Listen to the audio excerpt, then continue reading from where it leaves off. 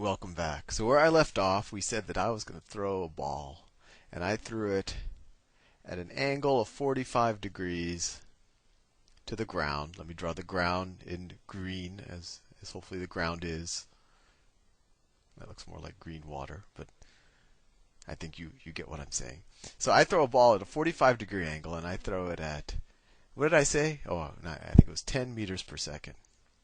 And I want to figure out, let's say the problem is, I want to figure out how far does the ball go, or how high does, or not how high, well, I could figure that out as well, or how long does the ball stay in the air. And what we said is we can break this vector. This vector says, has magnitude 10 in the 45-degree direction. We can break it into its vertical and horizontal components. So its horizontal components, this horizontal component would be this vector, and its vertical component would be this vector. Whoops, I know, the other way around. It's vertical and horizontal are always the two things that I found most confusing. Its vertical component would be this vector, and its horizontal component would be this vector. Sorry for confusing you. And so we could treat it just like the sides of a right triangle, because as we know, the vertical is perpendicular to the horizontal. And what I find very fascinating about that is that we're dealing with the velocities, and we can still treat them like they're the sides of a right triangle, and that's why vectors in general are so useful. And as we do more problems, hopefully you get more of an intuition. And we said from the previous problem that, well, not the previous problem, the previous presentation, that the length of this side, if you just use your basic trigonometry, would be the vertical component of my velocity. So that's v sub v, so v sub vertical, which is an unconventional way to write it, would be 10 sine of 45 degrees. And that equals what? What's sine of 45 degrees? That's square root of 2 over 2. So that's 10 times square root of 2 over 2, which equals 5 square roots of 2. Right?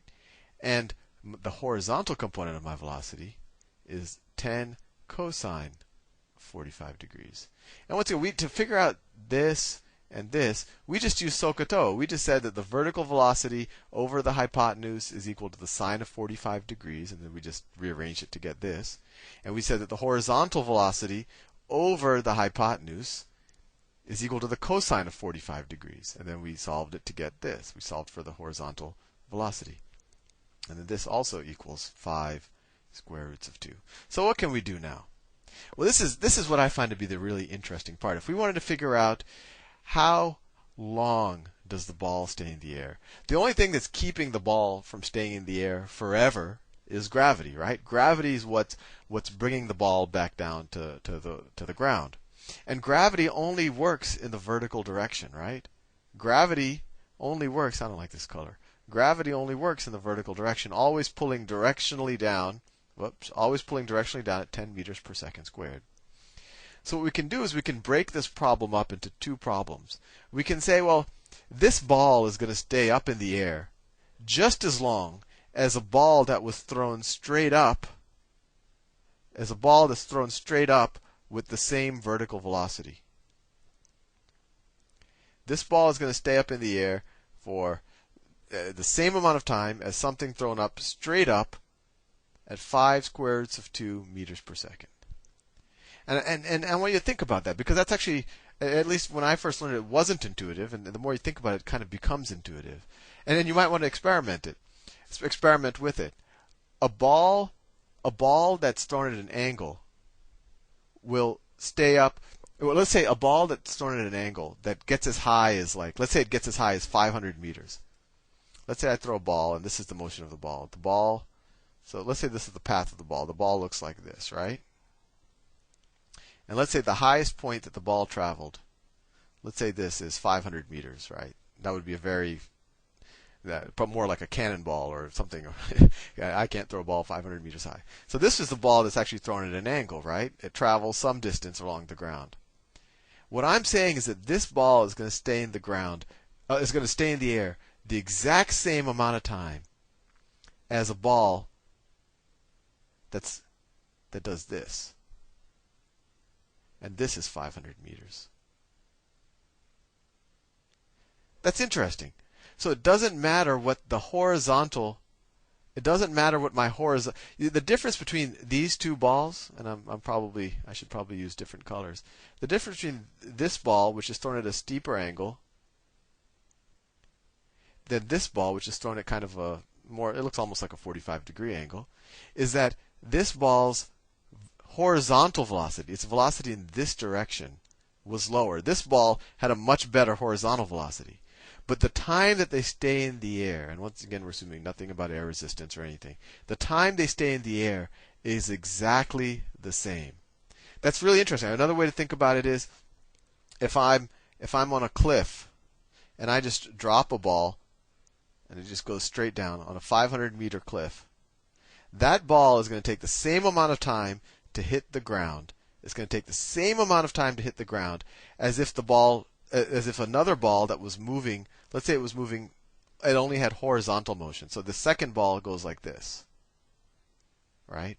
So it moves along the horizontal axis the whole time. So it's moving to the right the whole time while it's falling. But both of these balls, let me draw the second ball in magenta. The second magenta ball is going to take the same amount of time to hit the ground. And that's because its vertical velocity at any given time, its velocity in the downward direction, is going to be the exact same. And that's because gravity is only pulling in the downward direction. I want you to think about that a lot because that's kind of a core intuition of vectors in physics, is that you can break out the velocity into horizontal and vertical components. And that once you do, kind of the things that are affecting it in the vertical component are identical regardless of what's happening in the horizontal. So that might have been helpful. It might have confused you further, but let's just continue on with the problem. So let me put this a little bit on the side. I took too much space. I might have to. So my vertical velocity is going to be 5 squares of 2 meters per second up, right? And we're going to stay with the convention. Positive is up and negative is down, just like in the coordinate axis.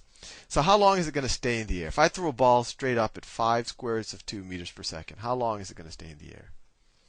Well, the way I think about it, the easiest way to think about it is the same amount of time it takes to go up is the same amount of time it's going to take it to go down, right? We learned that in a couple of videos before.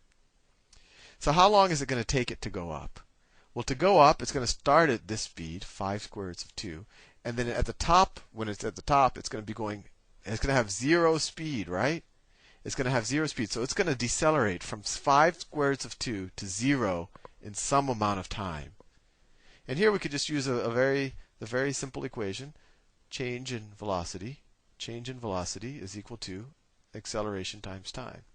Well, what's the change in velocity? It's the final velocity, which is 0, right? It's the final velocity, 0, minus my initial velocity, minus 5 square roots of 2, is equal to the acceleration, that's 10 meters per second squared, and forgive me for not putting the units in right now because I'm running out of space, times time. So if we solve for t, we get, the negatives cancel out, right? The 0 doesn't matter. So we get t is equal to 10 over 5 square roots of 2, which equals 2 over the square root of 2 seconds, right? T equals 2 over the square root of 2 seconds. And of course, if we wanted to rationalize this, we can multiply the top and the bottom by the square root of 2, and you get, well, actually, you don't even have to do that. What's 2 divided by the square root of 2? Well, that's just equal to the square root of 2, right?